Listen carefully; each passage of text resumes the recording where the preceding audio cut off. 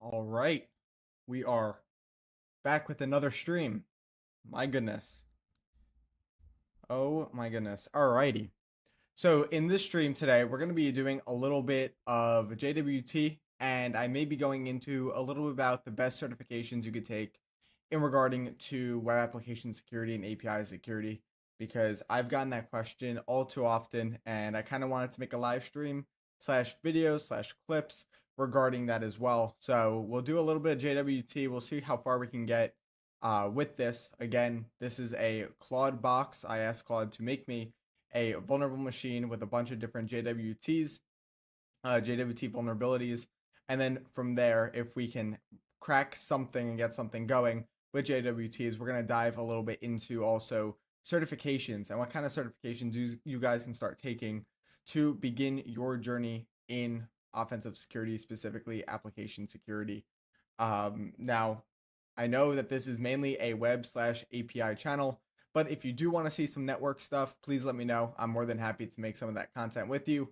But you kind of need to let me know because I'm not really sure what is going on. So, and I don't really know what's going on in your head either. So, if you could let me know in the chat about what it is you want to see, that would be great. A huge thanks to all of you, by the way, for supporting the channel. We ended up just reaching the first milestone of becoming a YouTube partner, which is absolutely incredible. And I'm super grateful for the amount of progress that has come of this channel. And I'm glad that my content is helping you guys try to upgrade your skill set and bridge the gap from just, a newbie, I guess, if you will, to becoming a better professional. So thank you all so much for the support. Claude Box is a fun idea. Yes, definitely. Most of these challenges that we're going to be doing on these live streams are going to be created by Claude because I want you to see what vibe coded applications, what could happen with these. And I think in the next couple of streams, what I'm going to do is I'm going to have Claude just run a bunch of different things and make a full blown web application. And we're going to just see if we could find any vulnerabilities in it instead of me specifically telling Claude, hey, make a vulnerable site to do XYZ, this, that, the other. And we're going to go through some common vibe coding vulnerabilities that I've seen in the wild, as well as because I'm also assisting with creating a product and using AI to help me with that. I want you guys to just know some flaws that I've experienced with my own personal project that I have been creating, which I'm super excited to announce in the next probably couple of months here. We're starting to close in on beta testing, which will be super fun. And if you are an ambassador of the API Sec program, you will be the first to know about my product. So again, super, super exciting, but only those people will be able to access that specific product and no one else will be able to see it until the official launch. And even then, it's not really cybersecurity related, so you may not even want to deal with that specific product. But hello, hello. How is everyone doing today? Sweet deal. So let's jump right into it. And I'm going to go through a little bit more about what this box is doing and how it actually operates. Again, I don't know too much about it just because I had Claude do it, but I will be looking at the chat consistently. So if you do have any questions, I'll definitely pause and read any of your questions you may have. But let's dive right into this. So again, this will be on my GitHub. I'm hoping to get the previous box from the other streams, hopefully up GitHub by, I would say, end of week if I can, as well as this box by the end of the week as well, so you can practice your JWT hacking. So here we do have the dashboard, and again, it's very basic, very bland, and we see a bunch of API endpoints here. There's only GET request, it looks like. We have a sign-in page as well as a register page. It looks like it's on the same endpoint. And then we also have the dashboard as well as the challenges. This challenges button is going to take you to all the different kinds of vulnerabilities associated with JWT on this lab. So if you get stuck on your Docker container or something like that, you can always come over here and see what other vulnerabilities are out there on this box. But let's dive right into it. So first things first is I don't really have anything to go by because we don't have any user. There's no user on this page besides potentially Alice and then again a password. So we're going to have to quickly create a user. And here we'll just do something like MRE security and then MRE security as well, I guess, for the password. We'll click on continue and it says that the account was created. Please sign in. So we'll do the exact same thing when we do sign in. And we'll click on sign in, click continue, and we are now redirected over to a new dashboard here. So we see that our role is user. We're signed in as Emory Security. We have the access token here, and we do have a bunch of the, again, API parameters. So we could just start clicking on test and see what shows up. And I like how Claude did this to give us kind of the visual view of what you would see on, let's say, a Swagger file or something like that. Very neat and very easy to understand. We could just start scrolling through and clicking on all the different ones to see what the differences are. We can see that this requires, I guess, a different kind of valid token for the legacy. If we click on the internal status, we can see that's operational with the user. And then we click on test here and we see forbidden for the /admin. And someone in the chat says, how can I modify server response? I'm trying to modify the server only accept get request, only a server not accept put patch response as that time what we do. So when it comes to building out your APIs, depending on the framework, you'll have to essentially specify what requests are allowed and what requests are not. By default, it's always going to be a get request, but if you specifically specify post or put, then that should work. But if you let me know what kind of framework you're using, maybe we can go through some of the code as well in this stream if that is of interest to anyone. Alrighty, but we do have this access token here. So let's first take a look at this and see what exactly it is. So we're going to head on over to Chrome and we're going to go to JWT.io. This is going to be your standard when it comes to modifying JWTs. And I'll show you another neat trick that you can do with JWTs here in just a minute. But we can see here that we do have a KID, a type, and an alg. And how JWTs work are there are three specific sections. The first is going to be the decoded header or the header. And that's going to be essentially the algorithm that's being used for the JWT to properly encrypt it. And the next one is going to be the payload. This is going to be the meat of your JWT. So this is going to have all the private data stored, all the sensitive data stored within it. And then here we have the signature. Think of it like the password for the JWT. It should be hidden. It should not be shown. And you would probably have to guess that specific signature. So that's kind of a brief overview of what JWTs are. And JWTs also allow you to do authentication, right? They are an authentication mechanism using the authorization bearer token. The token part is going to be your JWT that you're going to be using most of the time. Now, I've seen JWTs also work within cookies. That has come up quite a few times, so people are starting to use them for whatever reason, cookies, but you may also see them inside of the authorization header on your request. So something to keep in mind when it comes to testing JWTs. We're going to quickly start up the Burp Suite repeater, which we do have already here. This is the Chromium browser of Burp Suite. And with the information that we see within the JWT.io, we could see that we have the username, we have the role, and we have the expiration time and date, as well as a bunch of other miscellaneous stuff that we don't really have to get too into.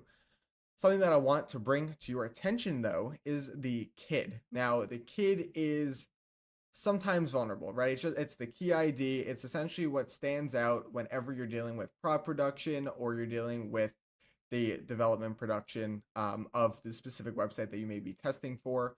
Most of the time, when it comes to internal access, something like that, they may throw something in here with the KID to either access a specific directory or to access a sensitive information from that prod or dev environment.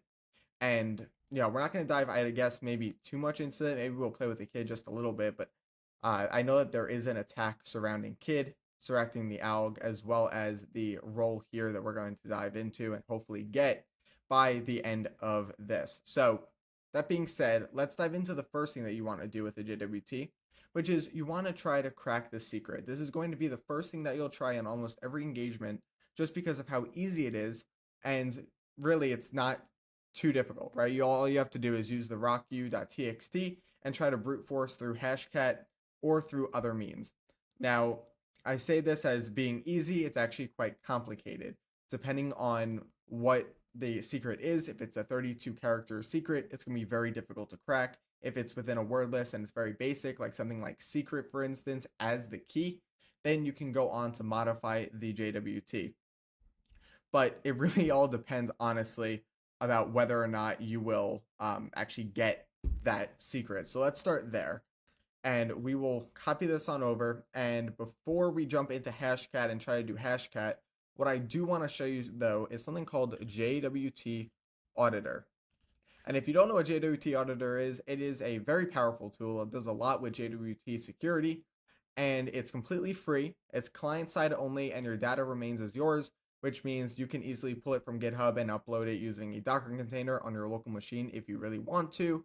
But because this is a dummy environment and I don't really care what happens to this JWT, I'm going to go and decode it as such. And we can see here that we do have, again, the exact same stuff, the header, the payload, as well as the signature. And it also has a little bit about security analysis of what is within the JWT and what can be potentially exploited. So for instance, it found that there's PII inside of it and that this can break the GDPR or CCPA guidelines. So GDPR, I believe, is the UK, if I'm not mistaken. We also have JWT is missing the JWT ID. And then we're also missing, I guess it's the exact same thing. So they do have duplicates on this. But we're not going to dive too into that. They also have a secret brute force, which I think is pretty cool. And what we could do is we can try to brute force this and generate it. And it looks like this is using an RS-256. So the token uses RS-256, which cannot be brute forced. Using this method, only HMAC algorithms can be brute force because they use a shared secret key. So I guess to start here is we need to find the public key that the RSA 256 is using on the server. And whenever you're dealing with websites, most of the time they would be inside of the slash dot well known slash I believe it's JKWS .json, if I'm not mistaken. I could totally be wrong, and it looks like that was wrong because nothing actually worked. JWKS, maybe? Is that the right one? It doesn't look like that is working either. How do we see the public key from here? Let's see if there's anything inside of the source that maybe we can work with. And it doesn't really look like anything all too crazy is happening. So I don't really know how we can get this. I wonder if Claude didn't actually put it into the server. I guess what we could try, just for the time being, is we could try to brute force maybe this specific thing using GoBuster and see what it pulls. So we could do something like, we'll make actually a new one here. We'll do something like GoBuster, dir, and then we'll just do attack you, HTTP, and then we'll paste that in. And it looks like it already appended the HTTP there, so we don't need that. And then we'll just add the word list. So we'll do something like word list, user share, word list, and then we'll do not rocky.txt, but dirbuster. So we'll do dirbuster 2.3. All right, I guess we could do, let's see, which one do we want to do? I guess we'll do the directory list 2.3 medium, and we'll just let it run and see if anything comes back. It looks like everything is going to come back as status code of 200. So this may also not work, depending. We could try attack B of 200, and this is going to block all of the 200 status codes. So that's going to be a negative status code, and then it's going to pull everything that gives us a 401, 500, 404, anything like that. But again, this may not be super effective. So I guess we'll have to see. Maybe we could also append something like the slash API to it and take a look if we do still get the 200 error. See. And again, live demos may not actually work, especially when you don't test. So we will see. Have some doubts with use public key as a private key for signed JWT. Yes. Yes. So it may be that the public key is not here for whatever reason, which I don't really know how that's even possible because I don't know how we're actually getting the JWT if it's not. But maybe it is, who really knows? We do see here that we have a refresh token, and I wonder if there's like a refresh parameter or refresh endpoint that we can maybe work with, because that may be a vulnerability. Essentially what happens with refresh tokens is every time you use the token, generally speaking, you would want that token to always reset, but sometimes when it comes to JWTs and how it's being implemented, this actually never gets reset. So this is essentially a static. And this is not okay because if the attacker does end up getting, let's say, this UUID, they could just continuously get new access tokens for that specific user. So I wonder if maybe we could play with that a little bit as well. It looks like this was just an absolute dud, so I guess that's not going to work either. Um, okay, all right, then let's start guessing some endpoints then. So I guess we could try refresh. That'll be a start. So we'll change this quickly over to a get request. We'll type in refresh and we'll just see if it works. Maybe it will, maybe it won't. Let's click on render and it's bringing us back to the sign in page. Let's try to do /API/refresh, and that also did not work. Thank you. I appreciate the support. Someone says, I love your work, dude. Thank you so much. Again, like I said, this is completely blind and things may not work, which is completely fine. That's why I have a backup plan. I was lucky last stream, everything just worked. And here we are. Claude may not have put in specific information that we need, causing issues. That being said, we could try a different attack, which I'm hoping will work with this specific lab that Claude has created, which essentially allows you to modify the JWT after you modify the algorithm. So we're going to go back to the JWT editor. We'll click on load and we could see that there is, again, the payload and the header. We're going to change the algorithm though, and I believe there is a none here. So we're going to put it set to none. And we're also going to change the alg also to none. And this should generate by default, and there shouldn't be any issues with it, I hope. I also don't know if the capital N needs to be in none, but we'll see. That's the whole point, is working the muscle. Still fun to try stuff out. Yeah, this is my methodology, right? So I'm showing everything from a black box perspective. This is stuff that I've seen in the wild and things that I can just try out. We'll do some research regarding JWTs as well. And if we can't get anywhere, we're going to talk about web application certifications that I've taken and some certifications that I do plan to take that I think will level up your skill set within the cybersecurity industry.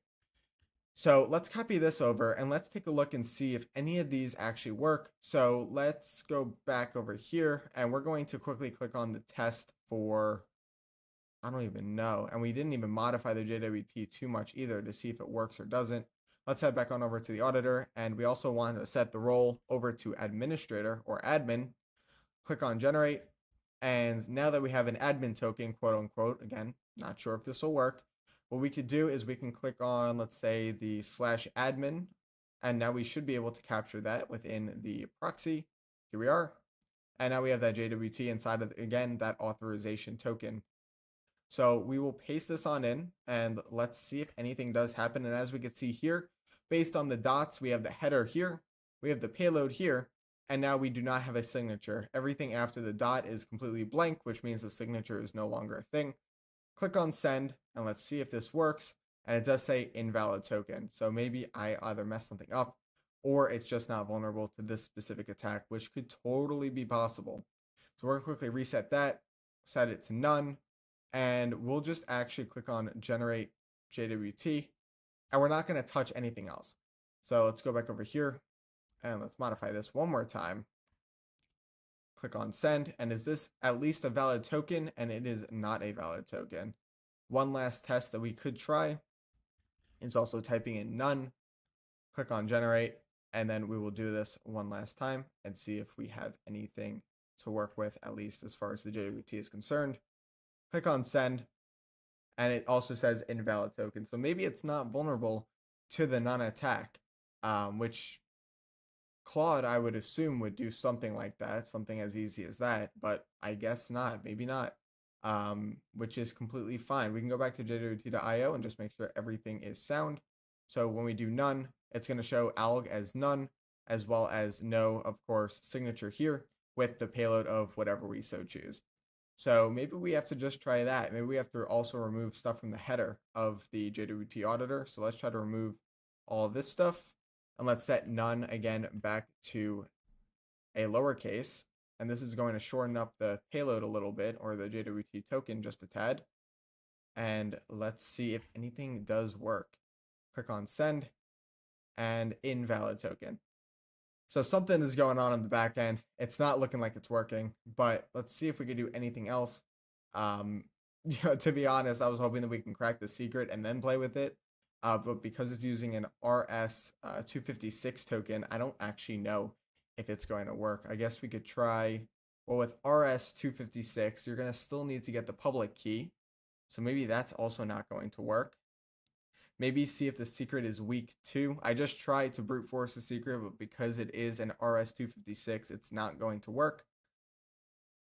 Bearer JWT, maybe this causes an error. There shouldn't be all on the same line. Um, I think it is on the same line. I think it's just, yeah, because it's so long. So if we remove the word wrap, we can see that is actually on the same line. But because of the way that burp is built, after it hits a certain threshold and a certain word wrap, it pushes it down to the next section. You can also see that inside of line 4, you see how it's a little bit expanded over here on the left side. That indicates that it's still on the same line as well. Did you try multiple cases for none? None, capital none, and a camel case none. I did not try that. Let's try to do that then. So we'll try to do a camel case first. We'll try to do something like NONE. Let's click on generate. No need to be sorry. It's completely fine. We're all here to learn anyway. So yeah, if you have an idea, please share it and I'm happy to try it out. So let's try to do that camel case and let's see if that works. And it doesn't look like that did work. Head back on over here and try to do the full uppercase. So none as such. Click on generate. And let's try it one more time. And we'll modify this again to, of course, say the exact same thing. Let's click on invalid token. All right, so we're still getting a 401 unauthorized. If you guys have any ideas, please share them in the chat. You know, happy again. This is supposed to be collaborative, right? We're all working together. We're trying to brainstorm, understand the vulnerability, try to figure it out together, and really learn something. Sometimes a weak string matching filter will let you through. Worth a shot while you're doing none attacks, of course. Of course, I didn't even think about doing the camel case and the uppercase. That's very, very true. Yeah, it is. It's definitely a bummer. Which is completely fine. I mean, you know, sometimes things don't work. What we can do, I guess, is we can always look at the server to see if there's any fails. It looks like it says JWT signature is required. So in order to get to the admin page, though, it looks like you do need a JWT signature. So I'm wondering if maybe some of these other endpoints that we're working with, if we even need a signature. So let's try to do something like maybe legacy profile because that is a legacy endpoint. So let's just try to do, oh, it says invalid token. That's interesting. Try to reload the page and try that. Invalid token. Maybe for V1, we could do that. Maybe. Let's take a look. So we'll go back over here, go to the API, click on repeater. And here we can see that it says 304 not modified. Let's try to modify it then and click on send and it's still showing that. So it's being cached within Burp Suite, which is super weird and funky. That is actually very weird that it's doing that. We could try the legacy. I mean, I don't know if it'll work or not, but we could try it anyway. So it says invalid token here as well. So maybe I have to quickly sign back in. And let's try to do that quick. So we'll sign in and we'll just sign in again with the exact same credentials as before as Emory Security, Emory Security. We'll click on continue and now we have a new JWT. Let's quickly modify this once more. So in here, we're going to modify this to say none. We'll remove the kid as well because we don't need that. And we'll say none here. We'll change this to the algorithm of none and we'll click on generate. And let's see if we can access any of the more basic endpoints that we know work. So for instance, /profile, we'll just see if it even works on these endpoints, right? So we'll go here and they're all being modified for some reason, which I have no idea why that's the case because it should not be caching all this stuff. But I guess it is. Yeah, it's all showing 304. So we may need to go down the route of using curl. Curl is fun, right, guys? Let's try to use some curl action. So we'll go back over here, and we may use JWT tool if we can even get the the RSA key or whatever we need to actually work. But let's do this, and we'll do curl. So we'll do HTTP, and we'll go to our local host of port 8000. And if you haven't used curl before, it's going to be attack H for header. First thing that you're going to want to do, and I guess we don't need to do it here, but if it was a post request, you're going to want to do content type. colon application JSON if the API is using JSON. But for in this instance, we're not going to do that. We're going to just do authorization, and then we're going to set the bearer token, and we'll paste it in here. And then from there, we're going to also want to specify the exact endpoint that we're looking for. So in this case, we'll try to do like /API v2 profile. We'll click on submit, invalid token. We'll try also v1 and see if that works. And it looks like that did work. Okay, that's interesting. So this is the none JWT, by the way. So something to definitely keep note of is we can access the v1 with this specific JWT. So let's go back. Maybe we could try the API legacy profile as well and see what we could pull from there. So let's modify this to also say API legacy profile, and it says invalid token as well. Is there any others that we could really play with? I doubt the API internal would be one, but I guess we could try it just to see. And it is also working with this, and it shows status is operational with the username being Emory Security and the role being the user. So that being said, we're making a little bit of progress with this. So let's try to keep going with it, and we'll change the username maybe to Alice, and we'll also set this to admin as well, because we know that Alice was a valid user or may be a valid user because of the login page. And we'll go back over to curl, and we're going to modify this over a tad to say this new JWT token. Let's click on that, and we can see now that we have the username as Alice and the role set to admin. So that is reflecting. And then I believe we also said the v1 as well as the profile, if I'm not mistaken. Those are also going to be the roles. So that is also being reflected. Very neat and very cool. But I don't really know what we could do with these specific endpoints. I feel like we're missing a couple of API endpoints, and we can't even really brute force because there's proper protections in place. So good on Claude for that. And we will see what else we could do. Maybe we'll try inspect. Let's take a look at the application and see what's inside of the cookies. There are nothing. There may also be something inside the local storage that we could work with. And here it's just Burp Suite doing the DOM invader, so that's not really what we want. We could try key, that's nothing, and then the extensions, which is just Burp Suite. Again, nothing really there that we can work with. So at this point, I'm kind of confused at what the next step should be. Because the none attack seems to work for a couple of endpoints, but we don't have any post requests, or we can't modify any data or look at any users, profiles or anything like that. All we have are these three, I guess, custom, APIs, which are legacy, as well as this one, which is also legacy because it's a v1. So what do you guys think we should do? Here, we could try to click on the challenges, but that kind of gives away all the answers if we want to try that. And even then, it may not even give the answers. It may just tell you what the attacks could be. But maybe we'll click on the challenges here in a minute and just see what there is to do. So there are a couple of documents as well. Documents is 14, and we only have how many? 6 endpoints here. So I wonder what this documents thing is all about as well. It may be quite interesting to find out if maybe there are different endpoints that maybe we're not seeing, but at the same time, we still can't really modify anything. So I'm kind of confused. Because it's giving this 304 not modified. So we click on this, and we can see that it is trying to pull, unless this is me, this may totally be me, trying to pull the .well-known JWKS file .json. We could try this one more time, and it looks like that's what it is. So let's see, maybe we could type something like how to find a RS-256 public key and see if there's any other sort of directories that you can maybe find. And it looks like my guess was correct. We can also try a .pem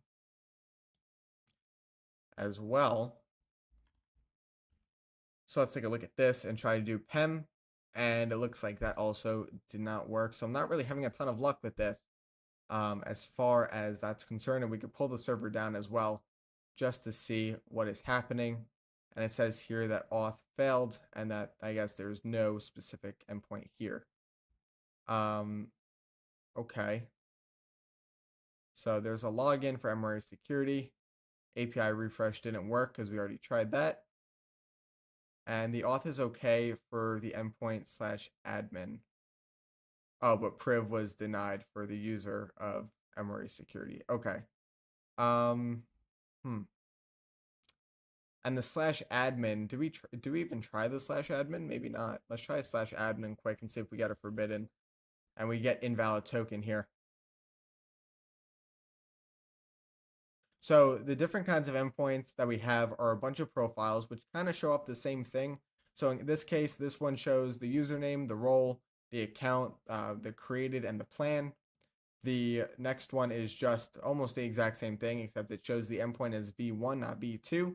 As we can see, these two change. Legacy profile, we do not have access to. This one, we do have the status here as operational with MRE security and user.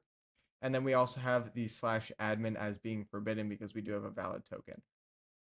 Where does the access token it gave you work, and what do we get from each endpoint? So the only things that do work, it looks like, are these three, as well as the internal status. But I wonder if there's more internal endpoints that we could potentially work with. Now, I'm not too sure about that because I don't see anything here. And we can't really brute force using GoBuster because we do get blocked. I don't know what protections are on place for this specific server, but it doesn't really let you brute force. So I'm trying to work out different things that we could potentially try, maybe that are not related to maybe the RS-256. Yeah, because this is just it's not on here and it's not on the web server as well.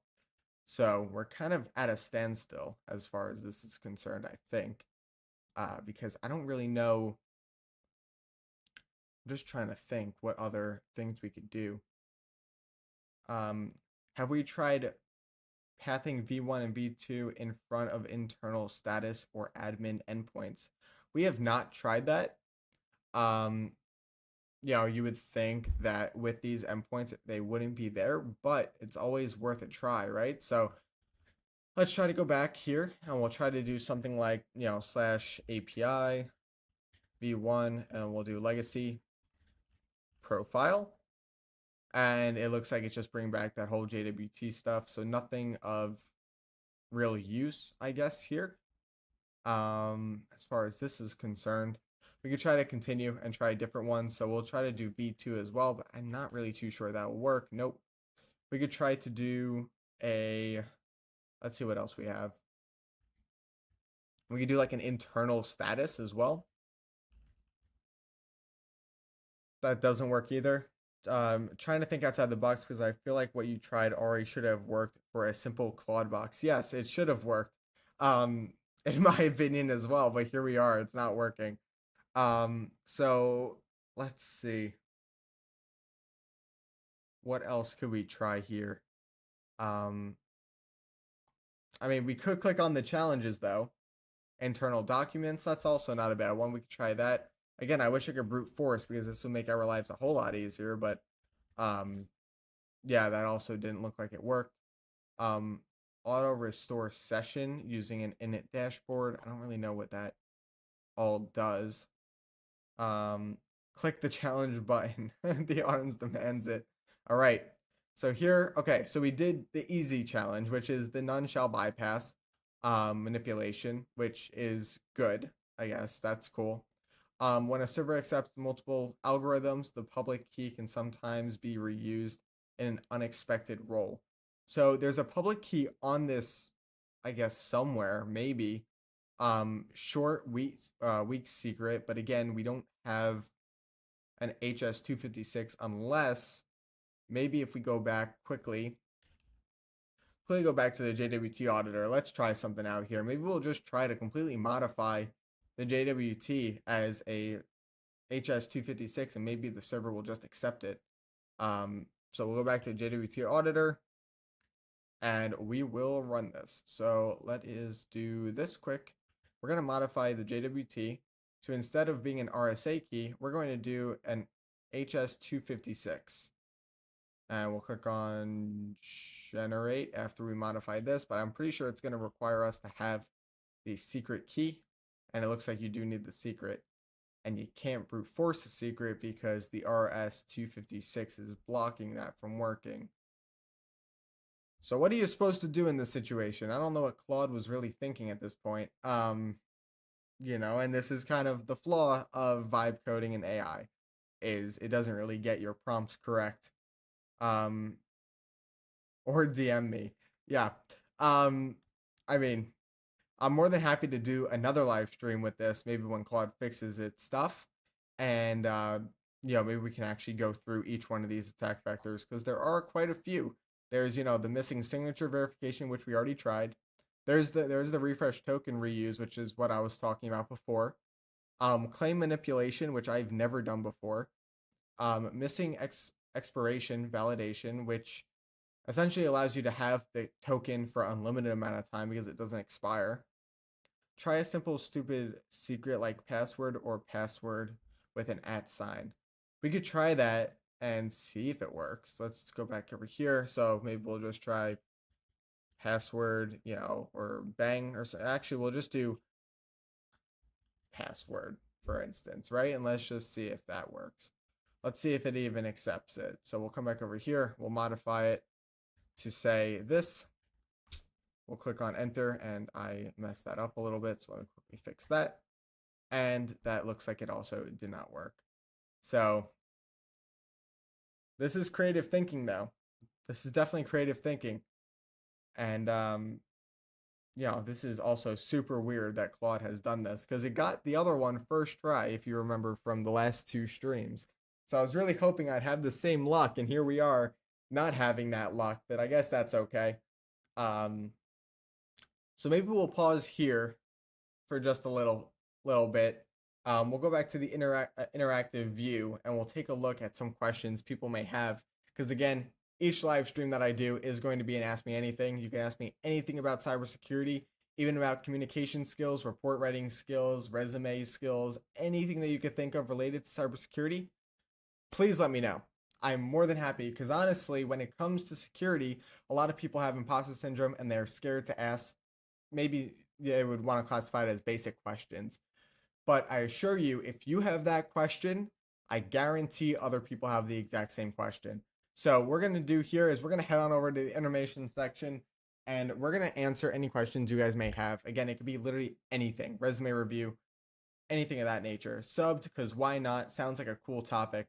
Thank you so much, Abdul. I'm saying that correctly. Thank you so much for the support. I appreciate it. So let's see what we can work with in regards to maybe some certifications, because I did have a backup plan just in case this did fail. So we will see. We'll probably get back to the JWTs here in just a little bit, but we are at the 42-minute mark, and I wanted to see if you guys did have any sort of questions. Thank you, Abdul, so much for the sub. I appreciate it. And let's see. If there are no questions, we will jump right back into this. I have no problem talking a lot about certifications because that is a fun and hot topic in the cybersecurity industry. And there's also some drama pertaining to Try Hack Me, which I don't know if a lot of you know about that drama, and I can try to get into it if that is of interest as well. Thanks, sir. Wait for next live. Of course, of course. That is not a problem whatsoever. So let's head on over back to the live screen as well. And let's take a look at some of the certifications that I personally love. I'm gonna put this on the side burner for now. Maybe we'll come back to it, maybe we won't, depending on the time after talking about certifications. But I do have a lot of information regarding different kinds of certifications. I have different, certifications from all over the place, from SANS to INE to, Try Hack Me. I do not have Hack the Box yet. I do plan to get that. Offensive security, all that other stuff. The first one that I want to talk about, which I feel is probably the most important when it comes to my streams, is going to be API Sec. I know Jesse is in the chat right now being like, I'm sure he's going to say that first.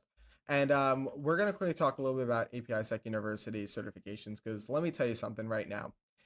It is by far the best certification you could take in regards to API security off the bat. I don't think I've seen anything else like it. It is absolutely fantastic. Now, they did modify this a little bit to say that the ASCP is expert level. I wouldn't say that. I would say it's professional level, expert level. I guarantee you anything when the expert level does come out, it's going to be probably 10 to 15 times harder than the ASCP, but I have no idea when the expert level is coming out. So maybe they won't come out with that. Maybe they'll stick with the professional. Um, but that being said, I do have, I believe, all three of these certifications, if I'm not mistaken. The first one is your very basic one. This is just giving you and getting your feet wet with how API security works, the different kinds of attack vectors, and give you some basic, situations and specify which vulnerabilities associate with which. The next one has to do with all the different kinds of courses that they have, and all of those courses are going to be combined into a specific not expert, certification, right? So it's 100 questions, 2 hours at the price point of $250. Again, not bad at all for a certification that can get you through the door. And the main one that I really want to talk about, though, is the only practical one currently within API Sec University, and that is the ASCP. I had the privilege of taking it after winning the API Sec 2024 CTF. So I did obtain it for free, but when I took it, I messaged Jesse immediately, probably 2 hours into it, because I was completely stuck and I didn't know what I was doing. This is a 12-hour hands-on exam where you basically test a live vulnerable application, and it is incredible. It is very real world, and I can tell you off the bat that I was stuck for quite a few hours. Again, 12 hours, right? So you need to be quick and you need to have your methodology pretty much squared away. You need to obtain at least 6 out of 8 flags to be considered as passing. And overall, I did obtain the 6, and I could have gotten the 7th and 8th, but I ended up forgetting about the exam after I did pass it. So that's kind of my bad.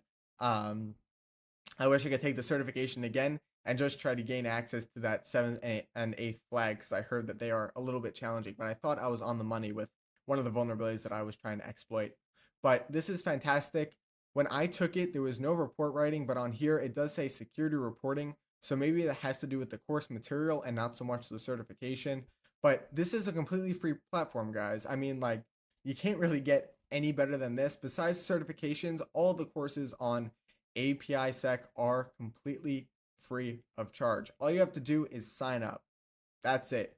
And then you can start learning all this stuff. If you want to learn about MCPs, boom, got a course for that. You want to learn DevSecOps, boom, got a course for that. You want to learn about best practices in regards to how to develop and build out APIs, they have that too. And so much more. I honestly, even though I'm a partner with them, forget about the partnership for a minute. This is just by far the best learning platform when it comes to API security. Let's see. Thank you, sir. Abdul says, should a CSE student try to learn cybersecurity? I would say so. If you're referring to, I'm assuming that means computer science or computer science engineer or something along those lines. You're going to need to learn cybersecurity regardless, whether you program or not. Because at the end of the day, if you program a product, you're going to be responsible for making sure that that product is secure when it comes time to deploy that said product.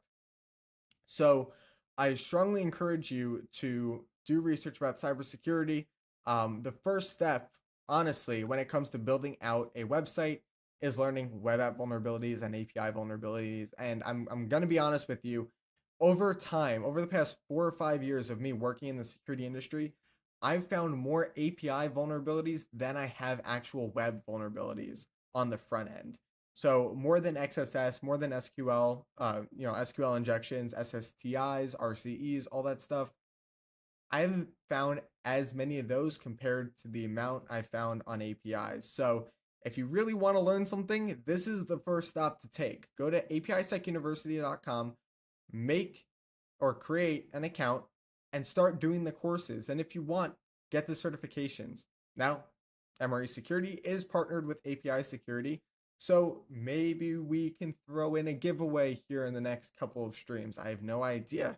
I'll talk to Jesse about potentially doing that for everyone if that is of interest.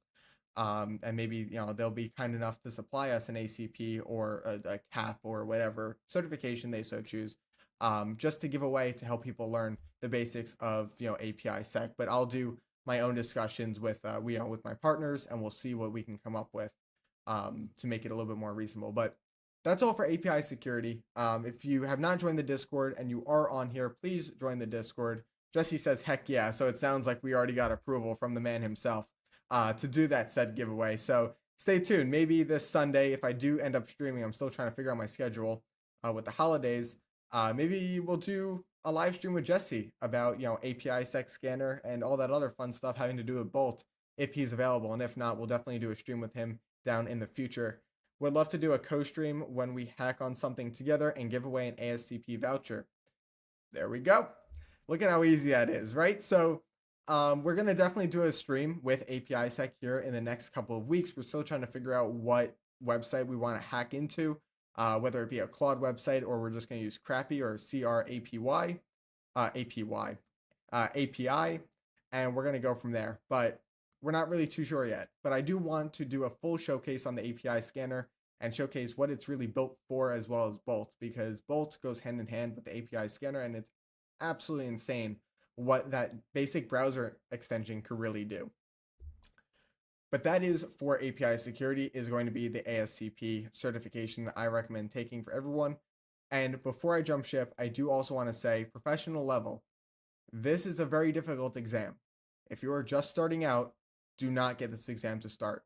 Get the ACP or the CASA certification to get your feet wet. Even though it's multiple choice, you're going to get your feet wet and understand more about API security, which I think will help you in the ASCP. And from there, you can build out your methodology using Corey Ball's courses and then officially begin the exam, which would be great. And Corey Ball is now a full-time employee at API Sec running the show on the back end. So I expect to see a lot more either certifications, courses, or whatever else they do have planned. I really have no idea because I'm not told much of what happens on the back end, but I'm excited to see what happens. And with Corey's help, I'm sure it's going to absolutely explode.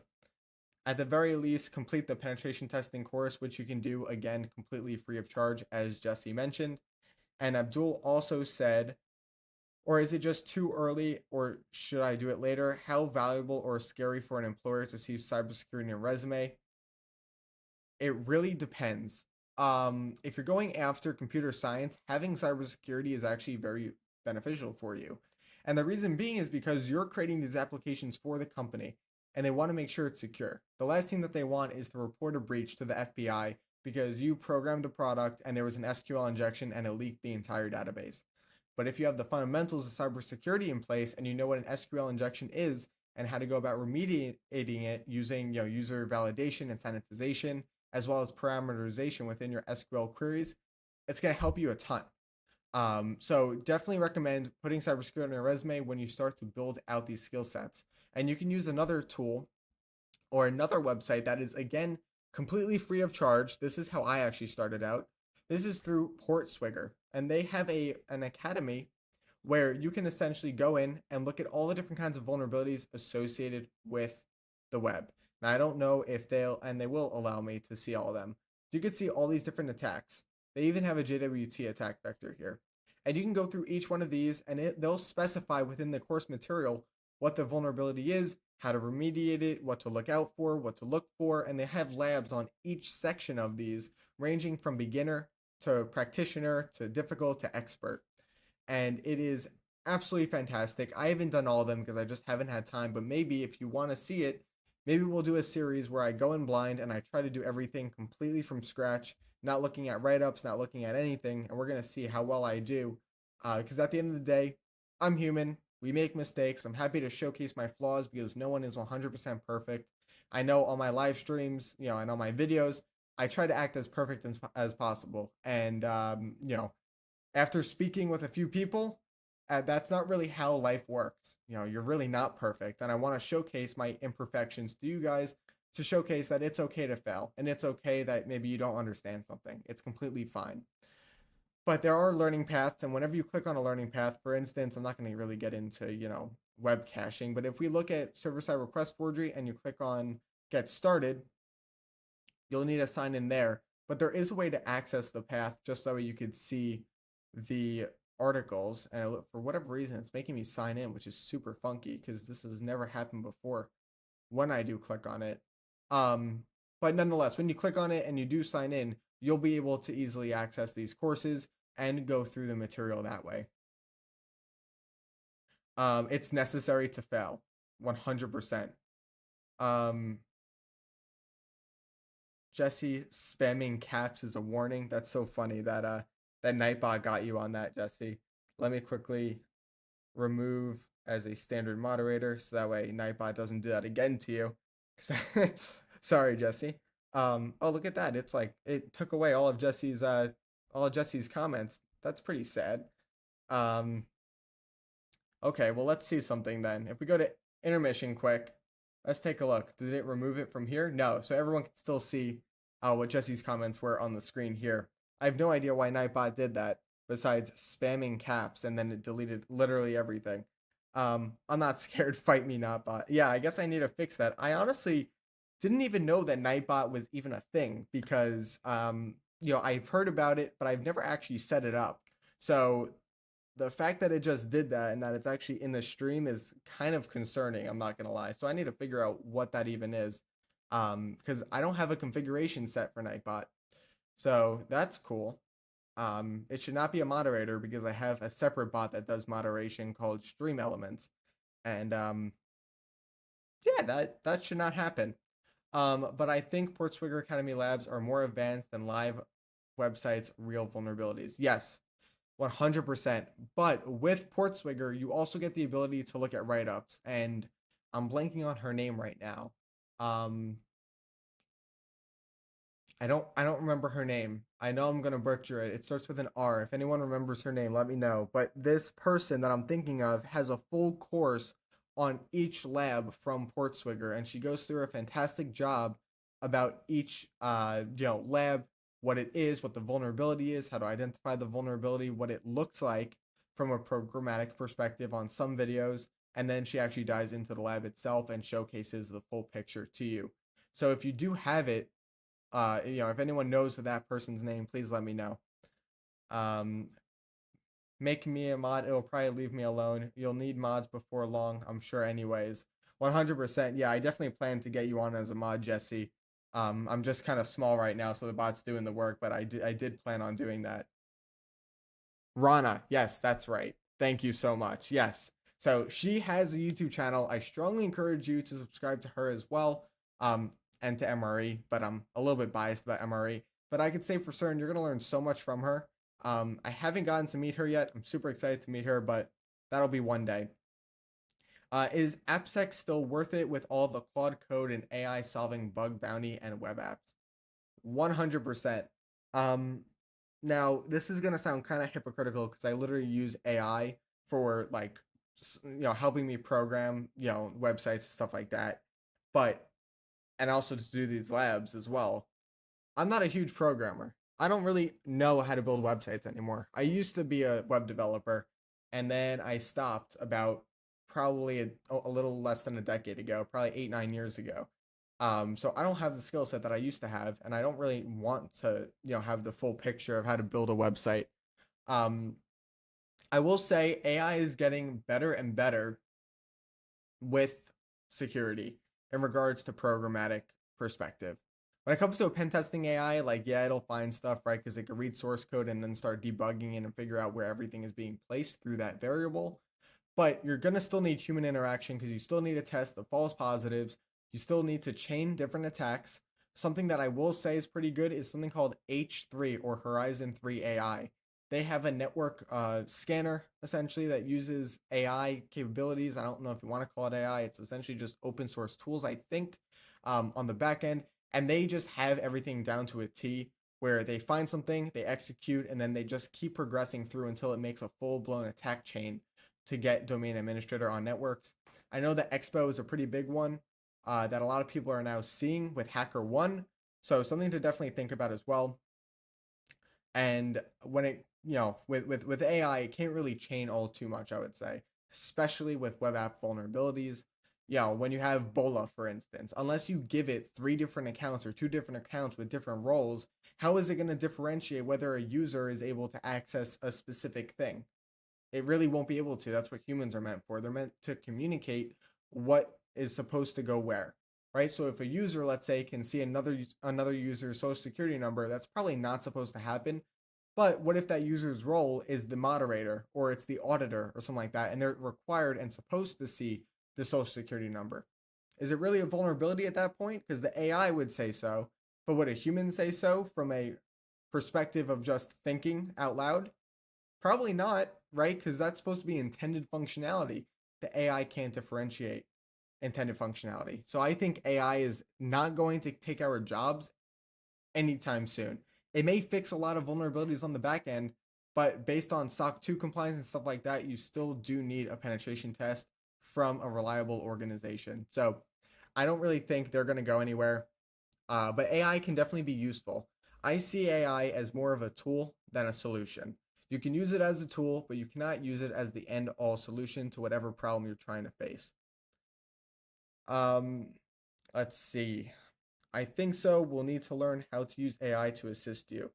Yes.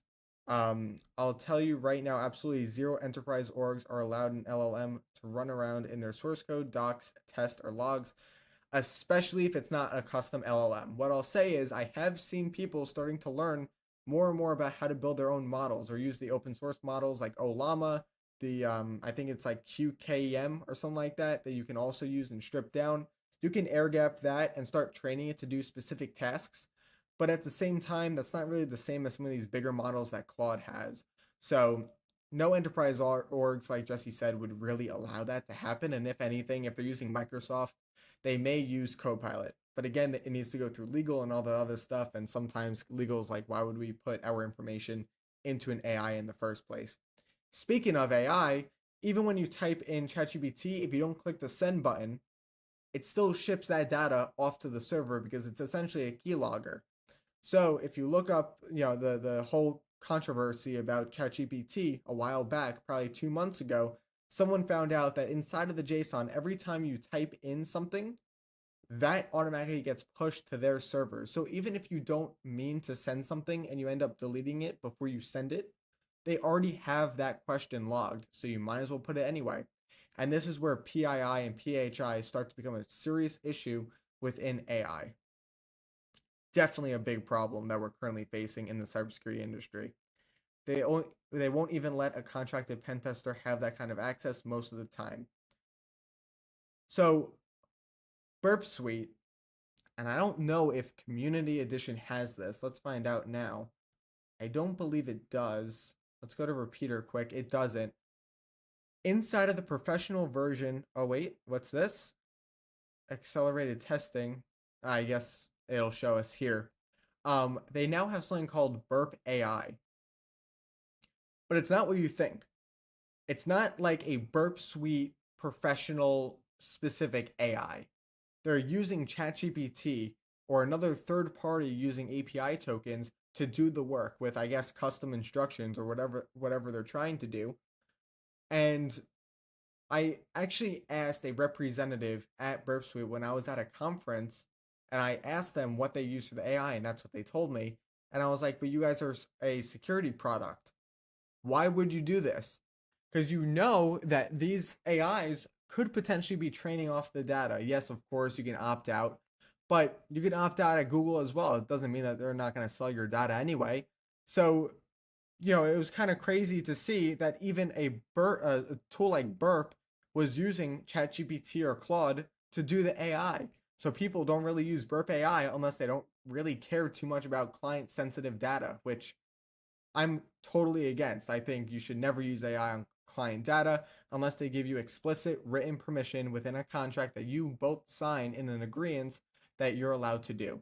But nothing should ever be sensitive within your prompts, ever. Whether it be environment variables, passwords, API keys, things of that nature, you never want to touch it within a chatbot. It doesn't matter. Always rotate your keys every couple of months, maybe even every couple of weeks as well. Um, Hey bro, make some videos or live classes for basic to little to intermediate level Android bug bounty, like easy to find Android bugs, which is all W2 hunters learn and hunt during his web hunting. So, I've been meaning to get into mobile hacking a little bit, and I've now seen 3 or 4 comments coming to me about this specific ask. So I'm going to try to learn a little bit more about mobile hacking, and maybe we could do a demonstration about, Android hacking or something like that, because I think that would be super, super cool and something that we could totally work with. Because I don't really see too much regarding mobile hacking. I know that there's a company called Mobile Hacking Labs. They put on CTFs. They're absolutely fantastic. I actually want to get their course here in a little bit, probably in the next several months. But they also have a YouTube channel that basically put their course on YouTube. Now it's a little bit limited because if you got the full version, you would get all the videos. But if you do want to learn mobile hacking, definitely check them out. They're called Mobile Hacking Labs. They are absolutely fantastic. So we'll go over here, and I believe they also have a YouTube channel, if I'm not mistaken. Here we go. I believe this is them. Let's click on this, and here we go. So if you go to Mobile Hacking Labs, you can see that they are a pretty small channel, but look at the amount of mobile hacking stuff that they do have.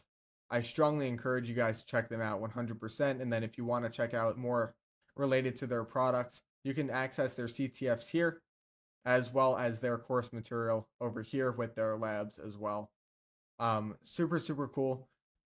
I've never personally taken them, but I have heard fantastic things about them. They are on a more expensive side, but I mean, they're pretty good from what I've heard. And they do have here a Frida Labs free course, which is also cool. Oh, here you go. They have Android application security free course as well that you can also take. What does this have to do? Let's take a look. Oh, look at the amount of content there is here. So for a free course, you're getting quite a bit, unless what is happening here? Uh, free, free, free. It's not showing the times in regards to the videos, but I guess you may need to sign in to see that. And you can also get certified using their CAPT, it looks like, as well, if you do take this course. So, something to think about. 100% something to think about. Um, Sorry, absolutely getting sidetracked from like everything else, but that was just a ton of information blown at you guys. So if you do have any questions, let me know regarding that information. And if not, we'll move on to some of the other certifications that I would recommend trying to break into the web security field.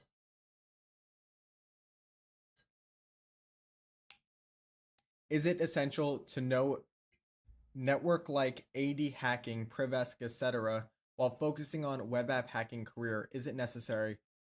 I would say it's not particularly necessary per se, but it's definitely a nice to have. The reason being is because you get to put it on your resume that you know AD hacking and that you can basically do all the things, whether it be AD, network, web, API, mobile, doesn't really matter. You still have that expertise that you can work with. Now, that being said, that may be overwhelming on a lot, but stick with your gut. And if you do want to stay with the AppSec/API, sector, stick to that. It's not really a requirement. But when you start to get into the nitty gritty of like Windows and stuff like that, you may want to start learning a little bit about at least the file structure and how to use PowerShell just to get a basic understanding, because there may be times where within, let's say, an MS SQL database, you have admin access and you can use something like XP Command Shell. And if you have XP Command Shell, you have RCE. But if you don't really understand PowerShell and you don't really know the commands in the command line on Windows, you're going to struggle to navigate through the Windows CLI because you're not going to have a stable shell at that point. You're going to only be using an SQL query. So, there are some things that you can work with in regards to, networks, but you could just stick to web hacking. But if you want to get down that road, there's plenty of courses and also plenty of, platforms out there like TryHack Me and Hack the Box that do an absolute fantastic job in regards to network security and AD security. So something to definitely keep in mind on that front. Alrighty, that being said, let's continue, shall we? Um, let's see what we do have. The next certification that I do want to bring to your guys' attention is actually the Portswigger Academy. They have a certification called the BCSP, I believe, or the Burp Suite Certified Practitioner certification. And the way that this certification works is In order for you to prepare, you're going to actually need to finish all of the course material within the Burp Suite Academy before you're even considered to take this certification, which is a super neat thing because they want to make sure that you are absolutely 100% prepared for this specific certification. And the price point you cannot beat. It is $99 USD. And if you want professional, that's going to be $500. So in total, it'll probably be close to $550. Maybe if they have tax associated with that, it may be a little bit more.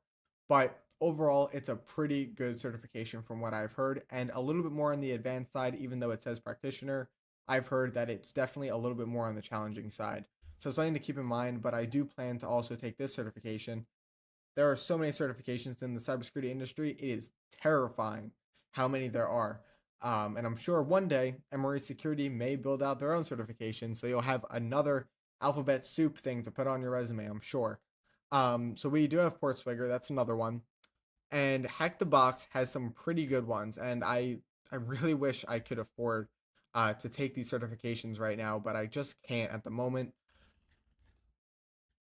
Certified Bug Bounty Hunter is the next one, and this certification is kind of insane.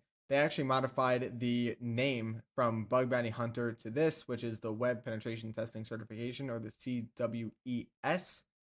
And this is going to be tailored toward your entry level bug bounty hunters or web developers. And this is going to teach you the basics of how to chain vulnerabilities together, give you a real world environment and real world feel about what it is to go about hacking a website as well as APIs. And then you also have, what is this? Certification steps. Let's see if it does show. So the lab can be accessed for 7 days, which is super nice compared to the OSCP or the OSWE, which is only 48 hours. Or is it 48 hours or 72 hours for the OSWE? I'm not entirely sure about that. But after that, you also get 7 days to upload your report.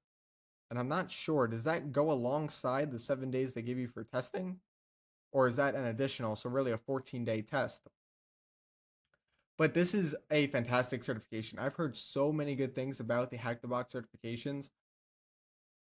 Hack the Box sponsorship when? I'm actually currently in the works with Hack the Box to try to get not so much a sponsorship, but an affiliate, I guess, if you will, like a partnership program with them.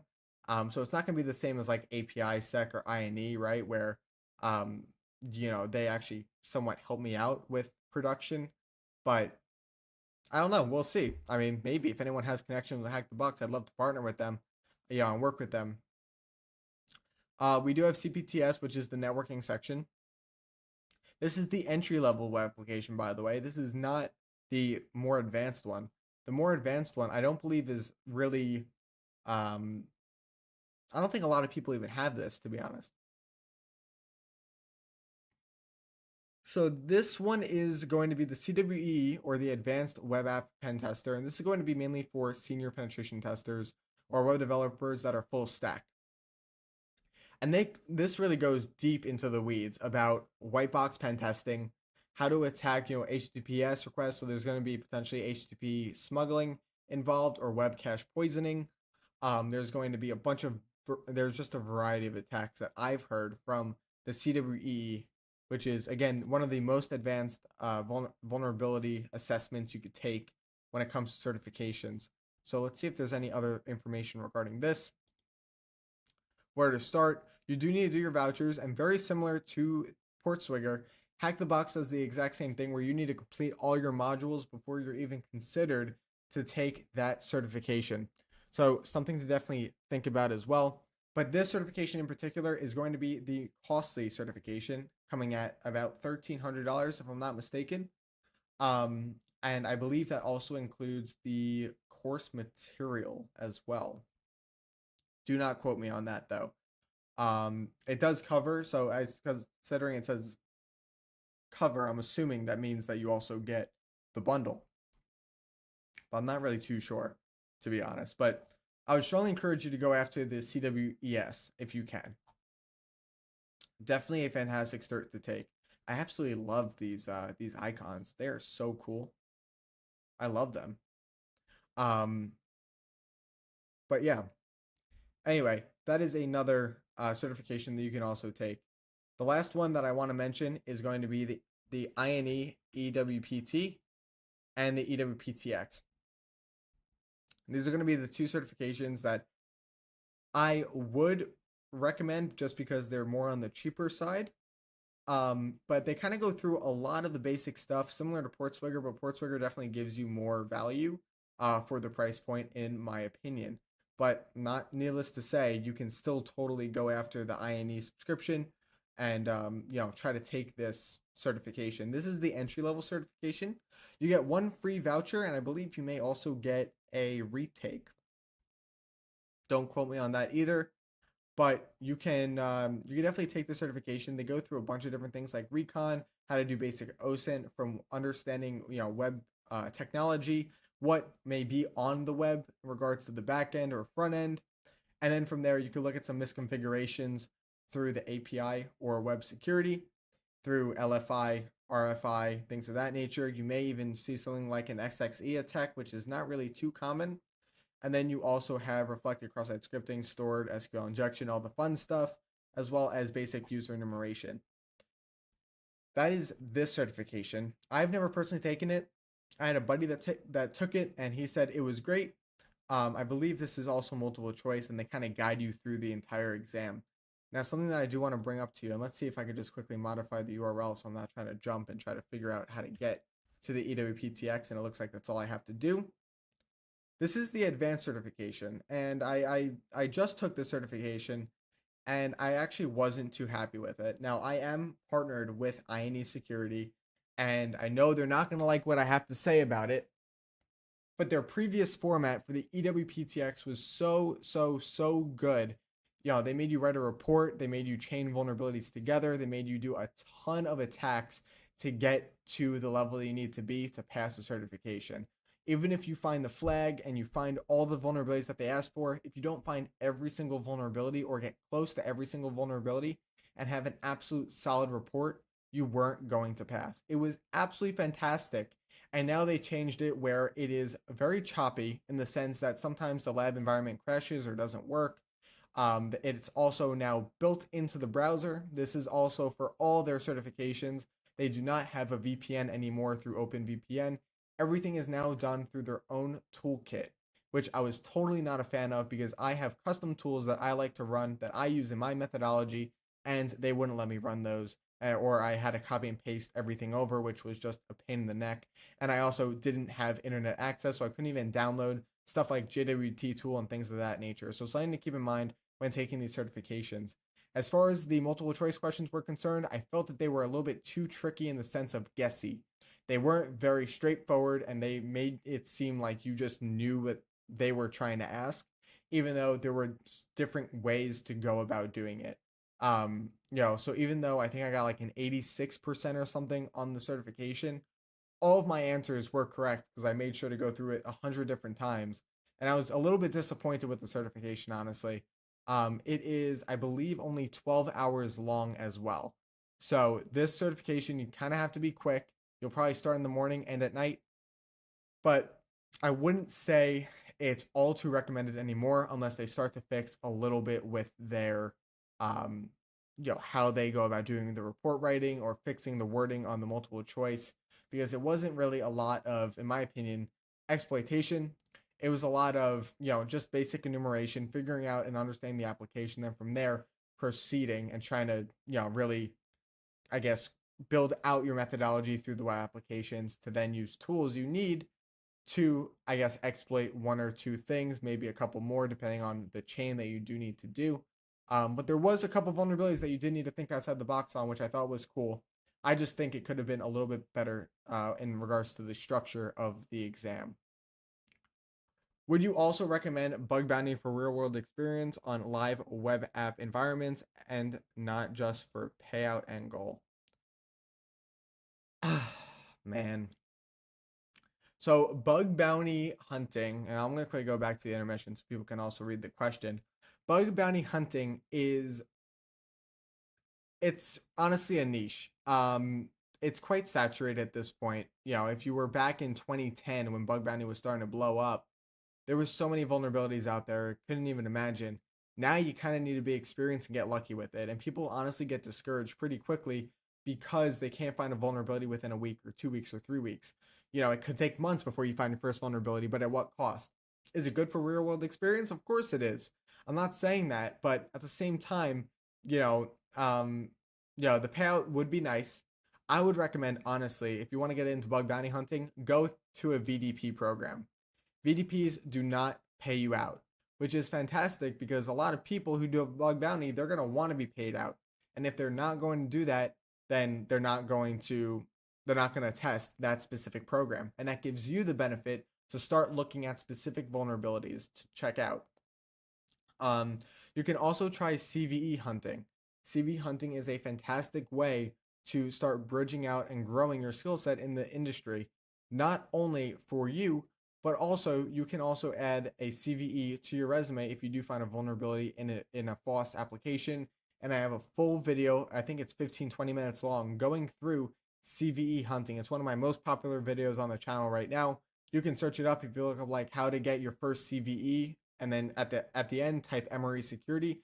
It's gonna pop up. Watch it, and you're gonna have a basic understanding of how to get your first CVE. Um, so I would start there. I wouldn't even start with bug bounty programs. Bug bounty programs are so saturated. Even when I was trying to do bug bounty before I really got into this whole thing, I hated it. I couldn't stand it. Firstly, I felt illegal. I felt like what I was doing was illegal, even though it was under Safe Harbor Act and it's through a bug bounty program, so they give you explicit permission and scope to go after their domain. I still did not really feel too comfortable doing it.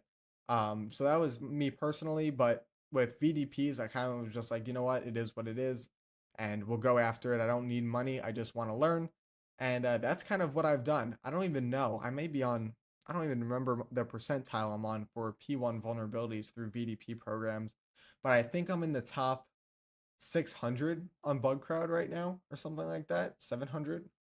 And I've only done it for maybe, total less than, 40 hours or so of just testing and trying to break things, and reporting.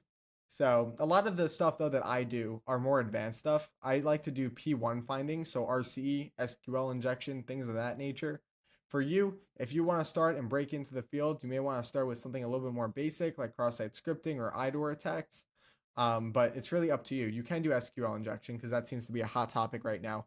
I've got so many SQL injections, it's incredible. I think it's my second most vulnerability type, if you will, that I've spotted in the wild. So definitely something to definitely check out. Wow, wow, wow! I have been talking a lot today. My goodness, my goodness.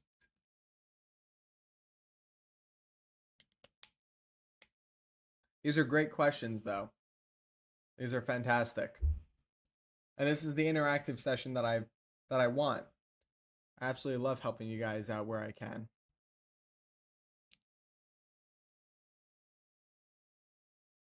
All right, perfect. Well, well, well. All right. Well, if there aren't any other questions, and if there are, please let me know. But if there aren't any other questions, I may call the stream here just because the lab environment unfortunately was not working. I don't know what Claude was doing or why it wasn't working. Um, but maybe in the next stream, we'll take a look at that. And if I can't fix it, we'll find something else to do, like maybe checking out the API sec scanner. But definitely do leave notifications on because we will be having a specialized CTF hopefully in the next several weeks where you guys are going to try to bypass a new WAF that just came out recently that one of my buddies actually made called Aegis. And I'm super excited for that because I helped in the development in regards to finding different rules and stuff like that to put in place. So I would love to see if you guys can bypass it, and there's going to be a prize at the end for the winner that we're going to have as well. So definitely keep notifications on because I'm going to be posting a lot in the community chat regarding that, as well as if you haven't already participated in the API Sec Discord, be sure to join the API Sec Discord and come hang out with us. But other than that, thank you all so much for watching, and I will see you in the next one. Take care.